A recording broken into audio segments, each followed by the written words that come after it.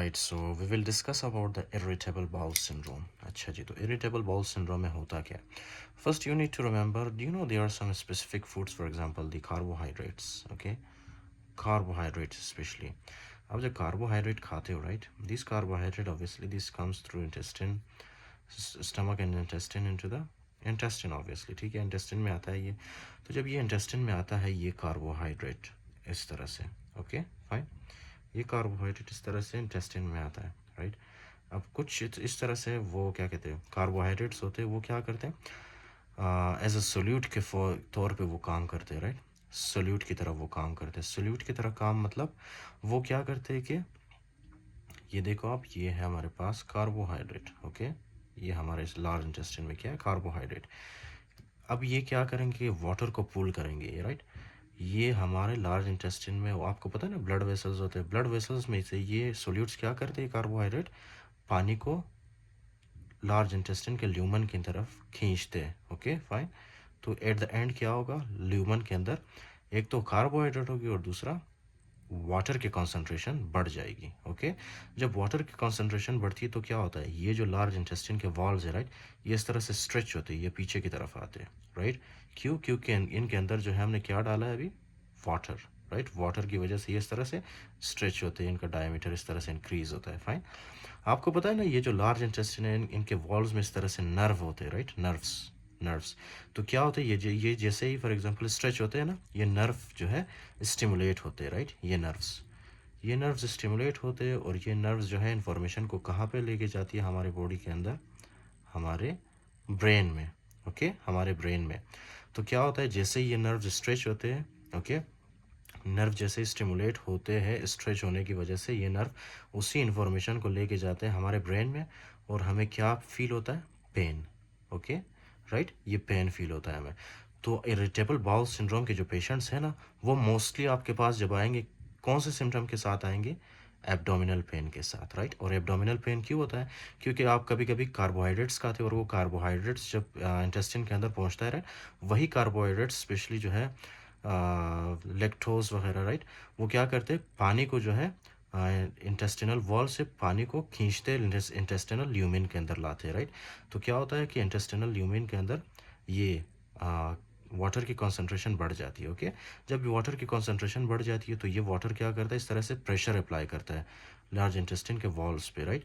जब pressure apply करता है, राइट, तो क्या होता है, ये लार्ज इंटेस्टिन के वॉल्स में जो रिसेप्टर्स होते हैं ना, पेन रिसेप्टर्स, नर्व्स, वो पेन रिसेप्टर्स इस तरह से स्टिमुलेट होते हैं और वो नर्व्स पेन को लेके जाते हैं सेंट्रल नर्वस सिस्टम में, और सेंट्रल नर्वस सिस्टम क्या करता है, उस पेन को एम्पलीफाई करता है, राइट, उस पेन को बढ़ाता है, राइट. तो हमें क्या फील होता है, abdominal pain. This is the mechanism behind abdominal pain, right. अब जो नेक्स्ट है उसमें क्या होता है, उसमें भी सेम यही होता है कि आप ऑब्वियसली क्या करते हो, फूड के थ्रू आप कार्बोहाइड्रेट खाते हो, ये कार्बोहाइड्रेट आता है आपके लार्ज इंटेस्टाइन में, ओके. और ये फूड क्या करता है, ये फूड जो है वाटर को पूल करता है आपके लार्ज इंटेस्टाइन से, आपके लार्ज इंटेस्टाइन के ब्लड वेसल्स में से वाटर को पुल करता है, राइट, वाटर को खींचता है, राइट. तो इससे क्या होता है, इससे सबसे पहली बात तो ये ना कि जब वाटर ज़्यादा होगा तो लार्ज इंटेस्टाइन इस तरह से स्ट्रेच होगा, राइट, स्ट्रेच होगा. और इसी तरह से यहाँ पे क्या होते हैं, इस यहाँ पे जो है स्ट्रेच रिसेप्टर्स होते हैं इस तरह से, राइट. इसके वॉल में इस तरह से स्ट्रेच रिसेप्टर्स होते हैं. तो जब ये वॉल एक्सपेंड कर जाता है या स्ट्रेच कर जाता है, इसकी वजह से क्या होगा, ये जो स्ट्रेच रिसेप्टर्स है ना, ये स्टिमुलेट होते हैं, ये कहते हैं इसको स्ट्रेच रिसेप्टर्स, राइट. अब ये जो स्ट्रेच रिसेप्टर्स जैसे ही स्टिमुलेट होते हैं ना, कभी कभी क्या करते हैं, ये इस तरह से ये stretch receptors reflex mechanism generate करते हैं. रिफ्लेक्स मैकेनिज्म जब जनरेट करते हैं, राइट, उससे क्या होता है, ये इसको क्या कहते हैं, reflex mechanism, okay, reflex mechanism, right. Reflex mechanism जब स्टिमुलेट होता है, उससे क्या होती है, स्पाज्म होती है मसल्स की, ओके, स्पाज्म, स्पाज्म होती है. और यहाँ पे क्या होता है हमारे पास, ऑब्वियसली पूरे लार्ज इंटेस्टाइन में हमारे पास एक तो शुगर या कार्बोहाइड्रेट होता है, राइट. और कार्बोहाइड्रेट के साथ क्या होता है यहाँ पे, H2O. तो जैसे ये स्ट्रेच करता है, राइट, रिफ्लेक्स मैकेनिज्म जैसे ही स्टिमुलेट होता है, ये रिफ्लेक्स मैकेनिज्म क्या करता है, इस तरह से पुल करता है, सॉरी पुश करता है, राइट, ये लार्ज इंटेस्टिन के वॉल्स को पुश करता है। पुश करने की वजह से इसके अंदर जितने भी कार्बोहाइड्रेट्स और वाटर है ना, वो इस तरह से नीचे की तरफ आएंगे, राइट, नीचे की तरफ आएंगे। तो इससे क्या होगा, इससे होगा डायरिया पेशेंट में, ओके, डायरिया, राइट। तो डायरिया कैसे होता है, इस मैकेनिज्म के थ्रू, फाइन। एक तो क्या है कि इरिटेबल बाउल सिंड्रोम में एक तो कभी कभी डायरिया होता है, right, inflammatory bowel syndrome, diarrhoea. एक और टाइप है इसका inflammatory bowel syndrome constipation, right. एक और टाइप है इसका inflammatory bowel syndrome mixed, right.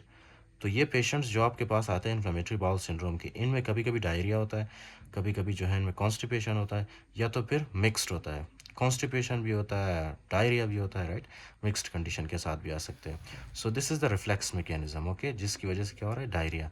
Now the next thing that you need to remember, okay, उसमें क्या होता है कि आप कार्बोहाइड्रेट रिच फूड खाते हैं, राइट, कार्बोहाइड्रेट रिच फूड। अब ये जो कार्बोहाइड्रेट रिच फूड है, राइट, इसमें क्या होता है, ये कार्बोहाइड्रेट इसके ऊपर जो है बैक्टीरिया होता है आपके इंटेस्टिन में, राइट। बैक्टीरिया क्या करता है, इस कार्बोहाइड्रेट को जो है ना कन्वर्ट करता है गैस में, ओके, गैसेस में, फाइन। कार्बोहाइड्रेट को कन्वर्ट करता है गैसेस में, कौन, बैक्टीरिया। जिसकी वजह से क्या होगा, गैस की कॉन्सेंट्रेशन ज़्यादा होगी, और ये गैस क्या करेगा, गैस इस तरह से वॉल्स पे प्रेशर अप्लाई करेगा, जिसकी वजह से आपको क्या एक्सपीरियंस होगी, पेन ऑब्वियसली, राइट। क्यों, क्योंकि ये जीआईटी के वॉल्स में या लार्ज इंटेस्टिन के वॉल्स में इस तरह रिसेप्टर होते हैं, और ये रिसेप्टर इस इंफॉर्मेशन को लेके जाते हैं सेंट्रल नर्वस सिस्टम में, राइट। ये पेन वाले इंफॉर्मेशन को लेके जाते हैं सेंट्रल नर्वस सिस्टम में, जिसकी वजह से पेन एक्सपीरियंस होती है, right. So this is the mechanism behind the irritable bowel syndrome, right? This is very important, okay? Irritable bowel syndrome, recurrent abdominal pain associated with more than two of the following, okay? अब इसमें होता क्या है, सबसे पहले आपने ये याद रखना है, राइट, कि ये जो इरिटेबल बाउल सिंड्रोम है, इनमें क्या होता है कि इनमें जो है कम से कम इनमें जो है क्या होना चाहिए, for at least 1 day, right, for at least 1 day per week, for at least 1 day और more than 1 day per week, okay. इनमें क्या होता है, या तो फिर कॉन्स्टिपेशन होता है, या तो फिर डायरिया होता है, right, for more than 3 months, for more than 3 months इनके सिम्टम्स जो है ना, फॉर मोर देन 3 मंथ्स इनको जो है क्या होता है, कॉन्स्टिपेशन होता है, कभी डायरिया होता है, राइट, कभी कॉन्स्टिपेशन और डायरिया मिक्स्ड सिम्टम्स आते हैं इनमें, okay, fine. And trust me, there are no structural abnormalities, okay. ये इरिटेबल बाउल सिंड्रोम में क्या होता है कि आपके इंटेस्टिन के अंदर there is no ulceration, there is no inflammation, everything is fine, सब कुछ ठीक होता है, राइट, इंटेस्टिन के अंदर। सिर्फ मसला क्या है कि फंक्शनल डिसऑर्डर है, राइट। फंक्शनल डिसऑर्डर यानी कि कभी कभी जो है कुछ नर्व्स है उसमें हाइपर सेंसिटिव हो जाते हैं, राइट। उसके अलावा कुछ बैक्टीरियाज है जो कि कार्बोहाइड्रेट्स को कन्वर्ट करते हैं गैसेस में, फिर गैसेस की वजह से एब्डोमिनल पेन होता है, फाइन। इट मीन्स कि यहाँ पे इंटेस्टिन हमारा बिल्कुल ठीक है, उसमें ना इन्फ्लेमेशन है, ना अल्सर है, कुछ भी नहीं है, राइट, सिर्फ फंक्शनल डिसऑर्डर है। अच्छा जी, तो ये फंक्शनल डिसऑर्डर किस तरह से है, या तो फिर कॉन्स्टिपेशन, या तो फिर एब्डोमिनल पेन होती है, कॉन्स्टिपेशन होती है, उसके अलावा कभी कभी डायरिया होता है, राइट। और वो डायरिया किस तरह से होता है, इक्वल्स टू 1 डे या एक दिन के लिए, या more than 1 day, right, per week, okay, per week for more than 3 months, okay. अगर ये वाले सिम्टम्स हो पेशेंट के अंदर, तो आपने डायग्नोसिस बनाना है कि उसको इरिटेबल बाउल सिंड्रोम है, राइट। अच्छा जी, तो इसमें क्या है, ये यहाँ पे भी आपको बताया गया कि recurrent abdominal pain associated with 2 of the following, okay. एक तो इनमें क्या होता है, सबसे पहले है रिकरेंट एब्डोमिनल पेन, डायग्नोसिस के लिए सबसे पहला कंडीशन है रिकरेंट एब्डोमिनल पेन। दूसरा है रिलेटेड टू डेफिकेशन, आपने पेशेंट से पूछना है कि आपको डेफिकेशन के बाद आपका पेन रिलीफ होता है या नहीं, राइट। अगर पेशेंट ने बताया कि हाँ मेरा पेन डेफिकेशन के बाद रिलीफ होता है या कम होता है, राइट, तो क्या है कि हमें एक पॉइंट मिल जाता है, राइट, डायग्नोसिस के लिए। फिर उसके बाद आपने बताना कि change in stool frequency, right, change in stool frequency, it basically means कि ये जो पेशेंट है ना, ये बार बार स्टूल पास करते हैं, राइट, बार बार स्टूल पास करते हैं। अच्छा जी, एक तो ये, उसके अलावा है change in form consistency of stool, right, diarrhoea, constipation इस तरह से आता है, राइट। तो डायग्नोसिस के लिए आपको क्या क्या चाहिए, एक तो एब्डोमिनल पेन होना चाहिए, राइट, दूसरा इन 3 फीचर्स में से कोई 2 फीचर्स होना चाहिए, राइट। इन 3 फीचर्स में से कोई 2 फीचर्स होने चाहिए ताकि आप एक ज़बरदस्त डायग्नोसिस बना सको इरिटेबल बाउल सिंड्रोम का, राइट। एक एब्डोमिनल पेन, दूसरा इन तीनों में से कोई 2 फीचर्स होने चाहिए, ओके। अच्छा जी, तो इसमें क्या लिखा है कि no structural abnormality, see there is no structural abnormality. आपका लार्ज इंटेस्टिन, स्मॉल इंटेस्टिन बिल्कुल ठीक है, there is no structural abnormality, right. Most common in middle aged females, okay, middle aged females में ये ज़्यादातर होता है, okay, and this is an MCQ, right. Chronic symptoms में बी डायरिया प्रीडोमिनेंट। अच्छा, सबसे मोस्ट कॉमनली जो इरिटेबल बाउल सिंड्रोम में पेशेंट्स आते हैं, राइट, वो किसके साथ आते हैं? डायरिया के साथ, ओके। फिर उसके बाद कॉन्स्टिपेशन प्रीडोमिनेंट और मिक्स्ड, राइट। फिर कॉन्स्टिपेशन के साथ भी आपके पास आ सकते हैं, या तो फिर कॉन्स्टिपेशन और डायरिया दोनों mixed, okay. Pathophysiology is multifaceted, okay, may be associated with fibromyalgia and mood disorders like anxiety and depression, okay fine। अच्छा, डू यू रिमेंबर ये जो है ना, ये जो सेंसेशन लेके जाते हैं ये nerves, right, it is believed कि ये जो है विसरल हाइपर सेंसिटिविटी क्यों होता है, या तो फिर फाइब्रोमाइल्जिया वाले पेशेंट्स में होते हैं ये, राइट, फाइब्रोमाइल्जिया, ओके, या तो फिर जो पेशेंट ज़्यादातर जो डिप्रेस्ड रहते हैं, ओके, डिप्रेशन वाले पेशेंट्स, उनमें ये चीज़ें इरिटेबल बाउल सिंड्रोम आपको देखने को मिलेगी, right. First line treatment is life style modification and dietary changes. Obviously आप क्या करोगे, कार्बोहाइड्रेट रिच फूड खाना बंद तो नहीं कर सकते उसको, राइट, लेकिन आप कोशिश करते हो कि अपने डाइट का ख्याल रखो आप, ओके।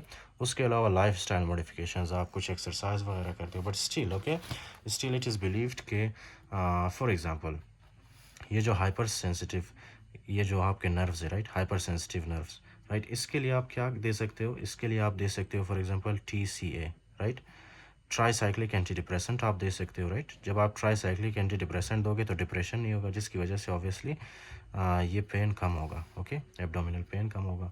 उसके अलावा जो है कुछ ये जो है स्ट्रेच रिसेप्टर्स जो स्टिमुलेट होते हैं, राइट, इन स्ट्रेच रिसेप्टर्स जैसे स्टिमुलेट होते हैं उसकी वजह से क्या होता है, स्पाज्म, फाइन। तो आप कुछ एंटी स्पाज्मोटिक दे सकते हो, right, like dicyclomine, okay, dicyclomine, right, dicyclomine आप दे सकते हो, ओके फाइन।